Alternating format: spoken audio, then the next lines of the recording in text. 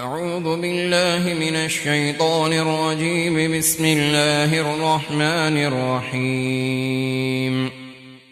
قد أفلح المؤمنون الذين هم في صلاتهم خاشعون والذين هم عن اللغو معرضون والذين هم للزكاة فاعلون والذين هم لفروجهم حافظون إلا على أزواجهم أو ما ملكت أيمانهم فإنهم غير ملومين. فمن ابتغى وراء ذلك فأولئك هم العادون والذين هم لأماناتهم وعهدهم راعون والذين هم على صلواتهم يحافظون. أولئك هم الوارثون الذين يرثون الفردوس هم فيها خالدون. ولقد خلقنا الإنسان من سلالة من طين ثم جعلناه نطفة في قرار مكين ثم خلقنا النطفة علقة فخلقنا العلقة مضغة فخلقنا المضغة عظاما فكسونا العظام لحما ثم أنشأناه خلقا آخر فتبارك الله أحسن الخالقين. ثم إنكم بعد ذلك لميتون ثم إنكم يوم القيامة تبعثون. ولقد خلقنا فوقكم 7 طرائق وما كنا عن الخلق غافلين. وأنزلنا من السماء ماء بقدر فأسكناه في الأرض وإنا على ذهاب به لقادرون. فأنشأنا لكم به جنات من نخيل وأعناب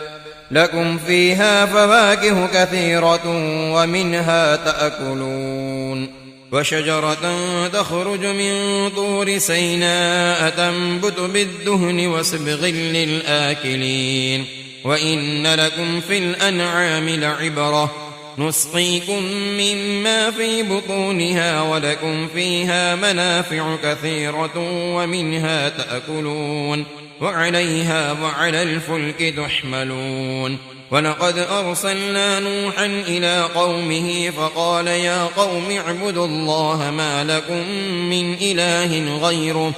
أفلا تتقون. فقال الملأ الذين كفروا من قومه ما هذا إلا بشر مثلكم يريد أن يتفضل عليكم ولو شاء الله لأنزل ملائكة ما سمعنا بهذا في آبائنا الأولين إن هو إلا رجل به جنة فتربصوا به حتى حين. قال رب انصرني بما كذبون.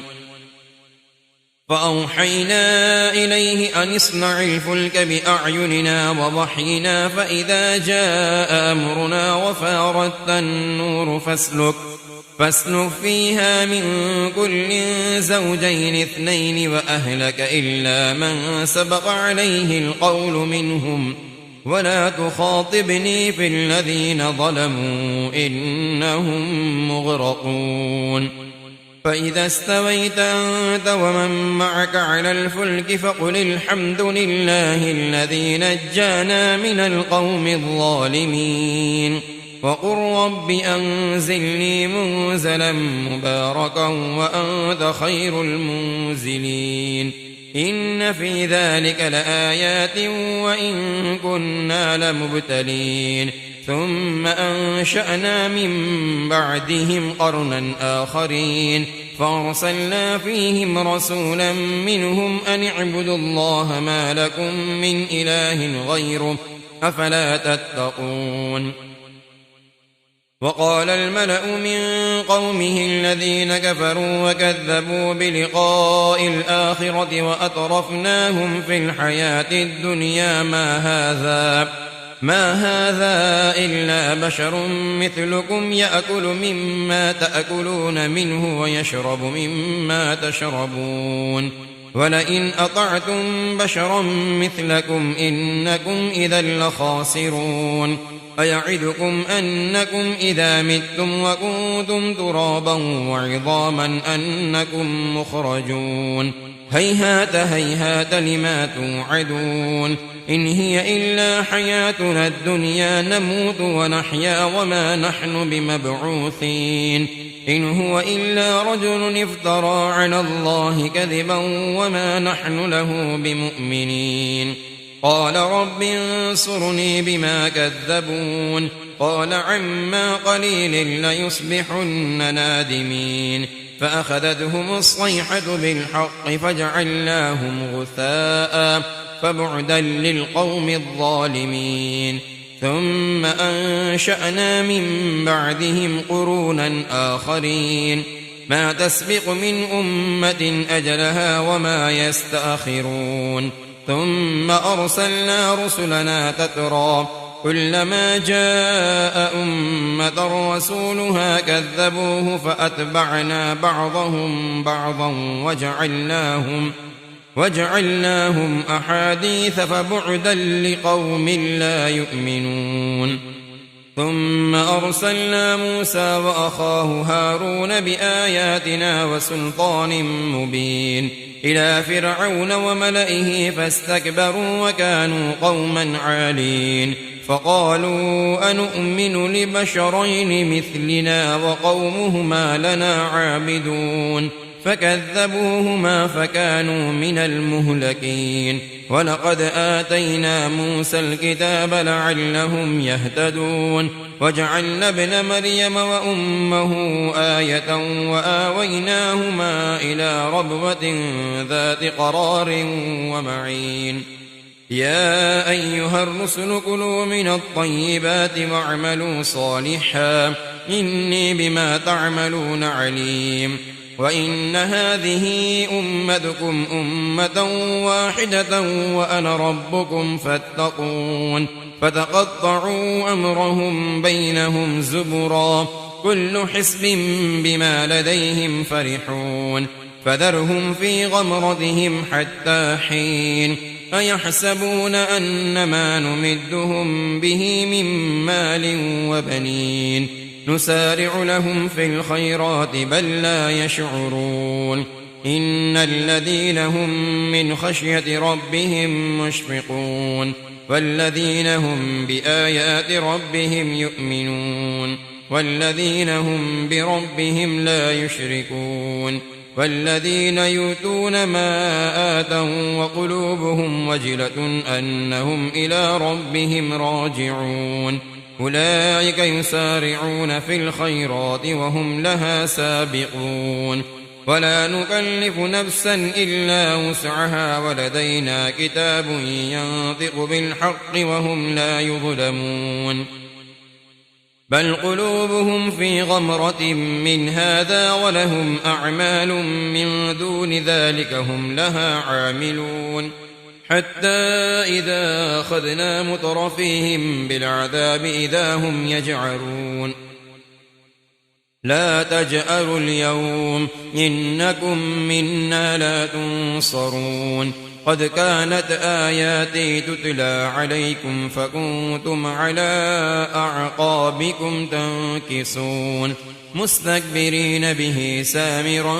تهجرون أفلم يدبروا القول أم جاءهم ما لم يأت آباءهم الأولين أم لم يعرفوا رسولهم فهم له منكرون أم يقولون به جنة بل جاءهم بالحق وأكثرهم للحق كارهون ولو اتبع الحق أهواهم لفسدت السماوات والأرض ومن فيهن بل أتيناهم بذكرهم فهم عن ذكرهم معرضون أم تسألهم خرجا فخراج ربك خير وهو خير الرازقين وإنك لتدعوهم إلى صراط مستقيم وإن الذين لا يؤمنون بالآخرة عن الصراط لناكبون ولو رحمناهم وكشفنا ما بهم من ضر للجوا في طغيانهم يعمهون ولقد أخذناهم بالعذاب فما استكانوا لربهم وما يتضرعون حتى إذا فتحنا عليهم بابا ذا عذاب شديد إذا هم فيه مبلسون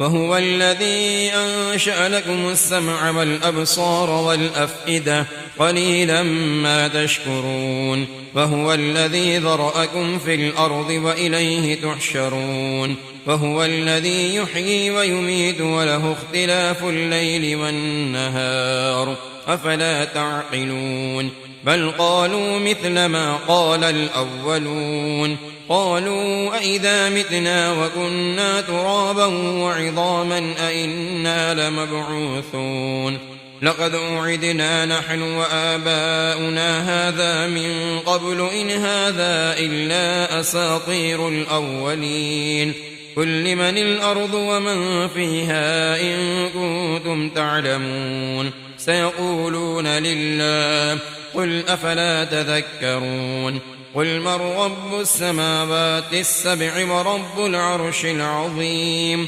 سيقولون لله قل أفلا تتقون قل من بيده ملكوت كل شيء وهو يجير ولا يجار عليه إن كنتم تعلمون سيقولون لله قل فأنى تسحرون بل أتيناهم بالحق وإنهم لكاذبون ما اتخذ الله من ولد وما كان معه من إله إذا لذهب كل إله بما خلق ولعلى بعضهم على بعض سبحان الله عما يصفون عالم الغيب والشهادة فتعالى عما يشركون قل رب إما تريني ما يوعدون رب فلا تجعلني في القوم الظالمين وإنا على أن نريك ما نعدهم لقادرون ادفع بالتي هي أحسن السيئة نحن أعلم بما يصفون وقل رب أعوذ بك من همزات الشياطين وأعوذ بك رب أن يحضرون حتى إذا جاء أحدهم الموت قال رب ارجعون لعلي أعمل صالحا فيما تركت كلا إنها كلمة هو قائلها ومن ورائهم برزخ إلى يوم يبعثون فإذا نفخ في الصور فلا أنساب بينهم يومئذ ولا يتساءلون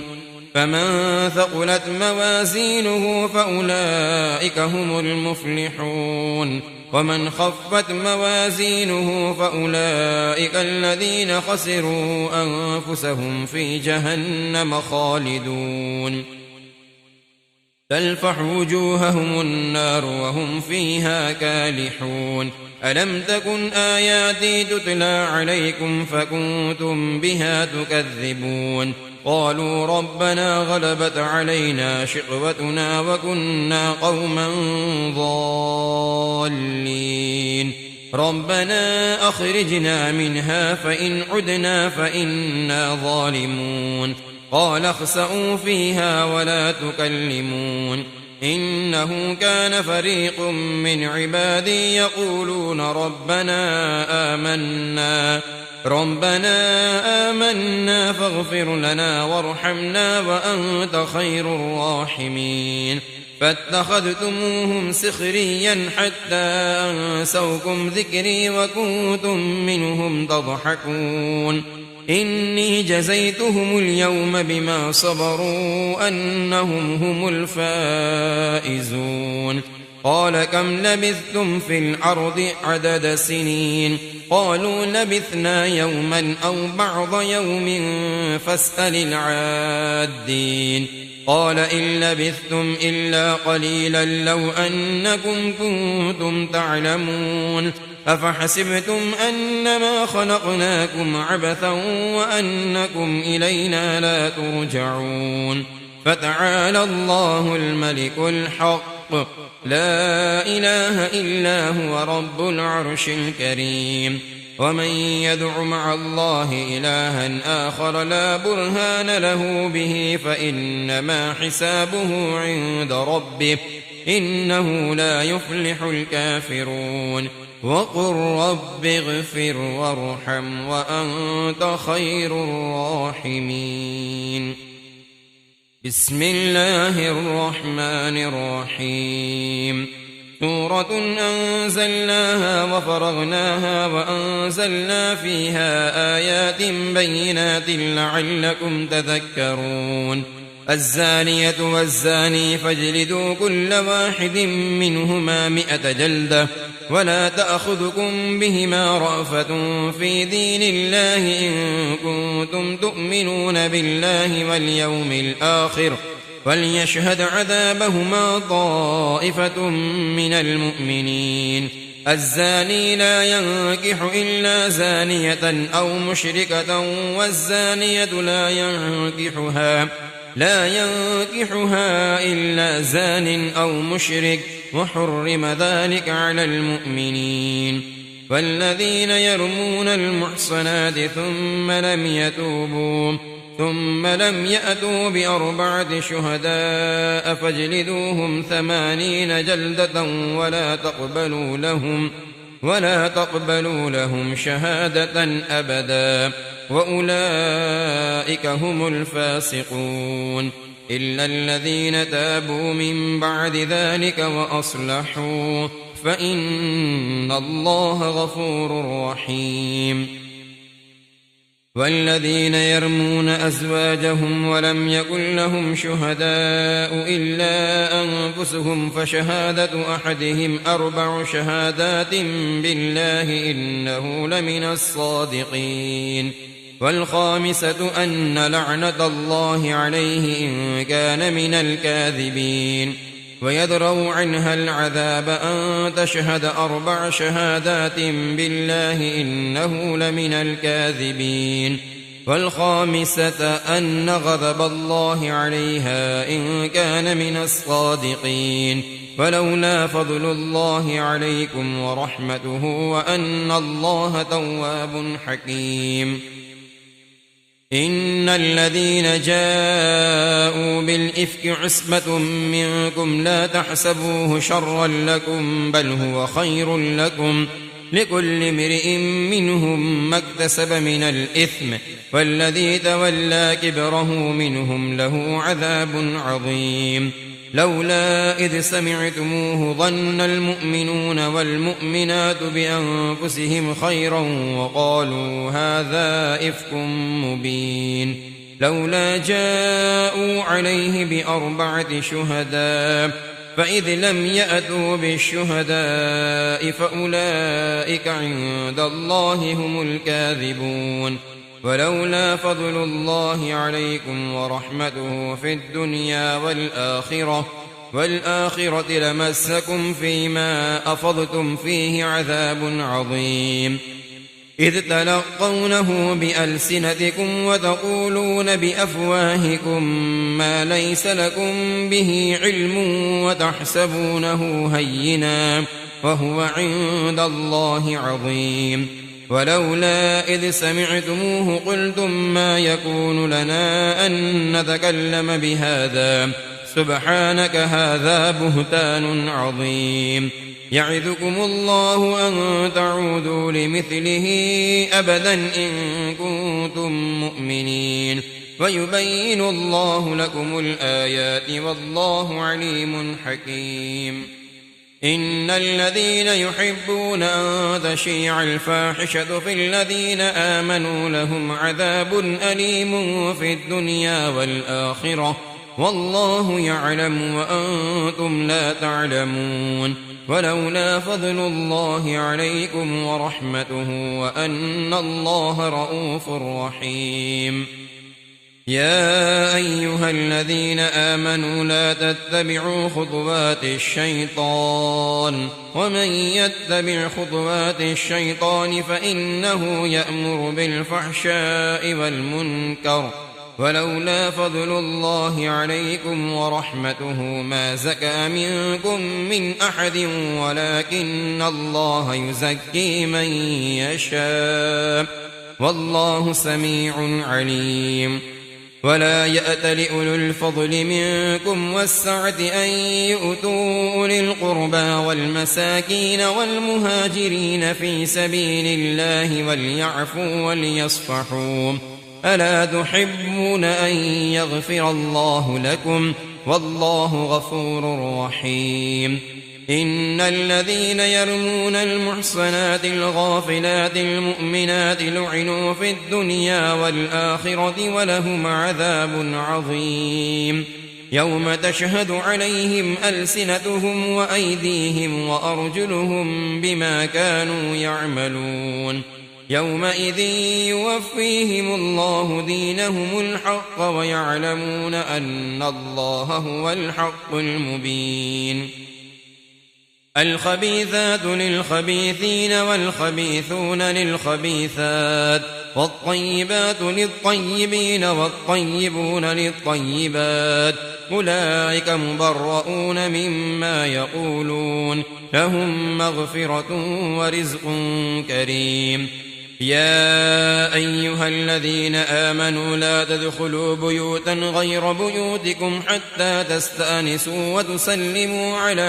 أهلها ذلكم خير لكم لعلكم تذكرون فإن لم تجدوا فيها أحدا فلا تدخلوها حتى يؤذن لكم وإن قيل لكم ارجعوا فارجعوا هو أزكى لكم والله بما تعملون عليم ليس عليكم جناح أن تدخلوا بيوتا غير مسكونة فيها متاع لكم والله يعلم ما تبدون وما تكتمون قل للمؤمنين يغضوا من أبصارهم ويحفظوا فروجهم ذلك أزكى لهم إن الله خبير بما يصنعون وقل للمؤمنات يغضضن من أبصارهن ويحفظن فروجهن ولا يبدين زينتهن إلا ما ظهر منها وليضربن بخمرهن على جيوبهن ولا يبدين زينتهن إلا لبعولتهن أو آبائهن أو آباء بعولتهن أو أبنائهن أو أبناء بعولتهن أو إخوانهن أو بني إخوانهن أو بني أخواتهن أو نسائهن أو ما ملكت أيمانهن أو التابعين غير أولي العربة من الرجال أو الطفل الذين لم يظهروا على عورات النساء ولا يضربن بأرجلهن ليعلم ما يخفين من زينتهن وتوبوا إلى الله جميعا أيها المؤمنون لعلكم تفلحون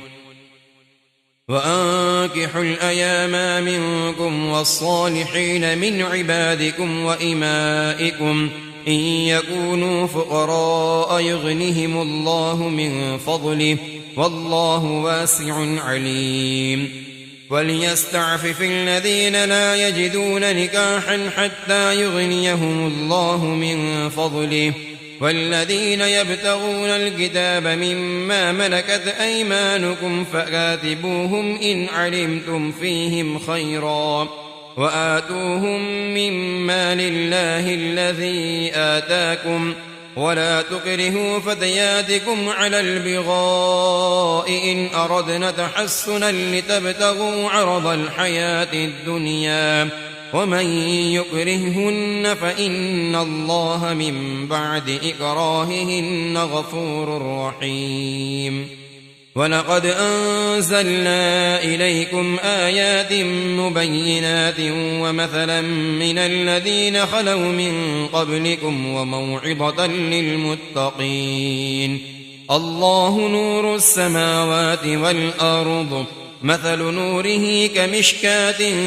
فيها مصباح، المصباح في زجاجة، الزجاجة كأنها كوكب دري يوقد من شجرة مباركة زيتونة لا شرقية ولا غربية، يكاد زيتها يضيء ولو لم تمسسه نار، نور على نور، يهدي الله لنوره من يشاء، ويضرب الله الأمثال للناس والله بكل شيء عليم. في بيوت أذن الله أن ترفع ويذكر فيها اسمه يسبح له فيها بالغدو والآصال، رجال لا تلهيهم تجارة ولا بيع عن ذكر الله وإقام الصلاة وإيتاء الزكاة، يخافون يوما تتقلب فيه القلوب والأبصار، ليجزيهم الله أحسن ما عملوا ويزيدهم من فضله، والله يرزق من يشاء بغير حساب. والذين كفروا أعمالهم كسراب بقيعة يحسبه الظمآن ماء حتى إذا جاءه لم يجده شيئا ووجد الله عنده فوفاه حسابه، والله سريع الحساب. أو كظلمات في بحر لجي يغشاه موج من فوقه سحاب، ظلمات بعضها فوق بعض إذا أخرج يده لم يكد يراها، ومن لم يجعل الله له نورا فما له من نور. ألم تر أن الله يسبح له من في السماوات والأرض والطير صافات، كل قد علم صلاته وتسبيحه، والله عليم بما يفعلون. ولله ملك السماوات والأرض وإلى الله المصير. ألم تر أن الله يزجي سحابا ثم يؤلف بينه ثم يجعله ركاما فترى الودق يخرج من خلاله، وينزل من السماء من جبال فيها من برد فيصيب به من يشاء ويصرفه عن من يشاء، يكاد سنا برقه يذهب بالأبصار، يقلب الله الليل والنهار، إن في ذلك لعبرة لأولي الأبصار. والله خلق كل دابة من ماء، فمنهم من يمشي على بطنه، ومنهم من يمشي على رجلين، ومنهم من يمشي على أربع، يخلق الله ما يشاء، إن الله على كل شيء قدير. لقد أنزلنا آيات مبينات، والله يهدي من يشاء إلى صراط مستقيم. ويقولون آمنا بالله وبالرسول وأطعنا ثم يتولى فريق منهم من بعد ذلك وما أولئك بالمؤمنين. وإذا دعوا إلى الله ورسوله ليحكم بينهم إذا فريق منهم معرضون، وإن يكن لهم الحق يأتوا إليه مذعنين. أفي قلوبهم مرض أم ارتابوا أم يخافون أن يحيف الله عليهم ورسوله، بل أولئك هم الظالمون. إنما كان قول المؤمنين إذا دعوا إلى الله ورسوله ليحكم بينهم أن يقولوا سمعنا وأطعنا وأولئك هم المفلحون. فمن يطع الله ورسوله ويخشى الله ويتقه فأولئك هم الفائزون. وأقسموا بالله جهد أيمانهم لئن أمرتهم ليخرجن قل لا تقسموا طاعة معروفة إن الله خبير بما تعملون. قل أطيعوا الله وأطيعوا الرسول فإن تولوا فإنما عليه ما حمل وعليكم ما حملتم وإن تطيعوه تهتدوا وما على الرسول إلا البلاغ المبين. وعد الله الذين آمنوا منكم وعملوا الصالحات ليستخلفنهم في الأرض كما استخلف الذين من قبلهم وليمكنن لهم دينهم الذي ارتضى لهم وليبدلنهم من بعد خوفهم أمنا يعبدونني لا يشركون بي شيئا ومن كفر بعد ذلك فأولئك هم الفاسقون. وأقيموا الصلاة وآتوا الزكاة وأطيعوا الرسول لعلكم ترحمون. لا تحسبن الذين كفروا معجزين في الأرض ومأواهم النار ولبئس المصير. يا أيها الذين آمنوا ليستأذنكم الذين ملكت أيمانكم والذين لم يبلغوا الحلم منكم 3 مرات من قبل صلاة الفجر وحين تضعون ثيابكم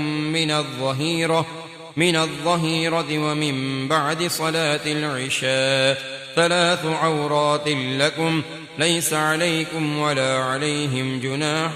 بعدهن طوافون عليكم بعضكم على بعض كذلك يبين الله لكم الآيات والله عليم حكيم.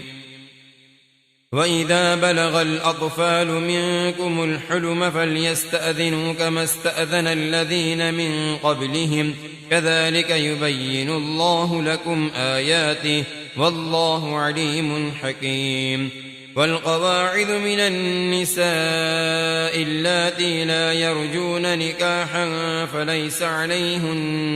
فليس عليهن جناح أن يضعن ثيابهن غير متبرجات بزينة وأن يستعففن خير لهن والله سميع عليم. ليس على الأعمى حرج ولا على الأعرض حرج ولا على المريض حرج ولا على أنفسكم أن تأكلوا من بيوتكم أو بيوت آبائكم أو بيوت أمهاتكم أو بيوت إخوانكم أو بيوت أخواتكم أو بيوت أعمامكم أو بيوت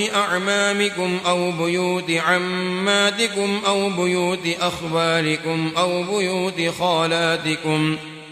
بيوت خالاتكم أو ما ملكتم مفاتحه أو صديقكم. ليس عليكم جناح أن تأكلوا جميعا أو أشتاتا فإذا دخلتم بيوتا فسلموا على أنفسكم تحية من عند الله مباركة طيبة كذلك يبين الله لكم الآيات لعلكم تعقلون.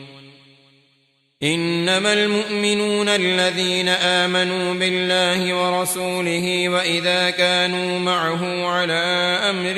جامع لم يذهبوا حتى يستأذنوه إن الذين يستأذنونك أولئك الذين يؤمنون بالله ورسوله فإذا استأذنوك لبعض شأنهم فأذن لمن شئت منهم واستغفر لهم الله إن الله غفور رحيم. لا تجعلوا دعاء الرسول بينكم كدعاء بعضكم بعضا قد يعلم الله الذين يتسللون منكم لواذا فليحذر الذين يخالفون عن أمره أن تصيبهم فتنة أو يصيبهم عذاب أليم. ألا إن لله ما في السماوات والأرض قد يعلم ما أنتم عليه ويوم يرجعون إليه فينبئهم بما عملوا والله بكل شيء عليم. بسم الله الرحمن الرحيم. تبارك الذي نزل الفرقان على عبده ليكون للعالمين نذيرا الذي له ملك السماوات والأرض ولم يتخذ ولدا ولم يكن له شريك في الملك وخلق كل شيء فقدره تقديرا واتخذوا من دونه آلهة لا يخلقون شيئا وهم يخلقون ولا يملكون لأنفسهم ضرا ولا نفعا ولا يملكون موتا ولا حياة ولا نشورا. وقال الذين كفروا إن هذا إلا إفك افتراه وأعانه عليه قوم آخرون فقد جاءوا ظلما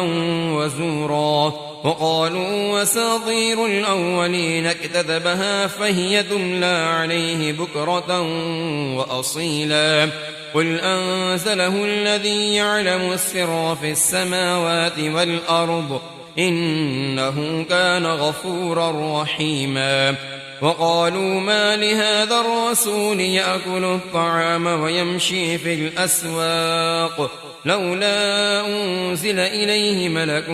فيكون معه نذيرا أو يلقى إليه كنز أو تكون له جنة يأكل منها. وقال الظالمون إن تتبعون إلا رجلا مسحورا انظر كيف ضربوا لك الأمثال فضلوا فلا يستطيعون سبيلا. تبارك الذي إن شاء جعل لك خيرا من ذلك جنات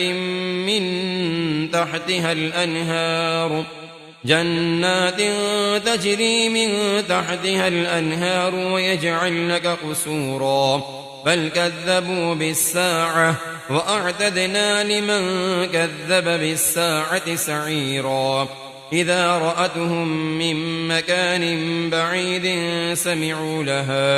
سمعوا لها تغيظا وزفيرا وإذا ألقوا منها مكانا ضيقا مقرنين دعوا هنالك ثبورا لا تدعوا اليوم ثبورا واحدا وادعوا ثبورا كثيرا.